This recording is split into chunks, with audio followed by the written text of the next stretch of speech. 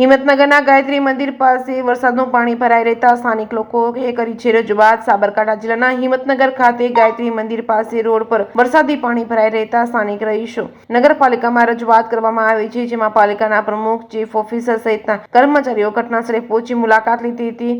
હિંમતનગર શહેરમાં વરસાદના કારણે ગાયત્રી મંદિર પાસે મંદિરની રોટરી સરસ્વતી વિદ્યાલય સુધી રોડ તૂટી જવાથી પાણી ભરાઈ રહેવાથી સ્થાનિક લોકો પરેશાન બન્યા છે। જોકે કેટલાય સમયથી આ વિસ્તારની સમસ્યા છે। ગાયત્રી મંદિર પાસે જવા માટે માત્ર એક જ રોડ છે, જેથી અહીંયા કેટલીક સોસાયટીના લોકોને બહાર નીકળવું મુશ્કેલ બન્યું છે। ત્યારે વધારે વરસાદના કારણે કેરેસમાં પાણી ભરાતા સ્થાનિક લોકો મુશ્કેલી અનુભવી રહ્યા છે। પાણીમાં મચ્છરના કારણે બીમારી ફેલાય છે, જેને લઈને સ્થાનિક વિસ્તારના લોકો નગરપાલિકાએ પહોંચી પાલિકાના પ્રમુખ વિમાલભાઈ ઉપાધ્યાયને રજૂઆત કરી છે। વિસ્તારના રોડ પર કેટલાક સમયથી પાણી ભરાઈ રહે છે। પાણીનો નિકાલને લઈને ગટર લાઇન નાખવામાં આવી તેવી રજૂઆત કરી હતી। પાલિકાના પ્રમુખ તેમજ ચીફ ઓફિસર સહિત પાણીના કર્મચારીઓ સ્થળ પર મુલાકાત લીધી હતી અને સ્થાનિક લોકોને રોડ તેમજ પાણીનો નિકાલ કરવાની બાંયધરી આપી છે। જે કેસ ન્યૂઝ ગુજરાતી સાથે અશોક નાઈ, સાબરકાંઠા।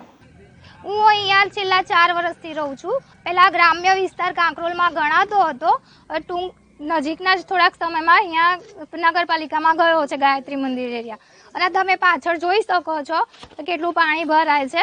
છોકરાઓ હોય, વૃદ્ધ હોય, બધાને તકલીફ પડે છે। 3-4 જણા તો અહીંયા પડી બી ગયા છે અને નગરપાલિકામાં આજે રજૂઆત કરી છે તો એનું સત્વરે નિકાલ આવશે એવી અમને બાહેધરી આપી છે। સાહેબ આવીને જોઈ પણ ગયા છે અને એક જ રિક્વેસ્ટ છે કે એનું જેમ બને એમ જલ્દી નિકાલ થાય અને વ્યવસ્થિત રીતે આનું સગવડ બધી કરી આપે। રોડ ઉપર પાણી ક્યાંથી ભરાય છે બેન, ને કેટલું ભરાય છે, કેવી રીતે પસાર થવું પડે? આની અંદર પાણી તો તમે જોઈ જ શકો છો, બધી જ સોસાયટીઓનું આવે છે અને અહીંયા મારા જ ઘરની બાજુમાં ખાડો છે, ત્યાં ભરાય છે। નિકાલ કશો થતો છે નહીં અને અહીંયાથી નીકળવું કઈ રીતે, પહેલો પ્રશ્ન એ છે ને। અને નીચાણવાળા વિસ્તાર છે, પાણી ફૂલ ભરાય છે, સત્વરે આનો નિકાલ થાય એવી જ રિક્વેસ્ટ છે।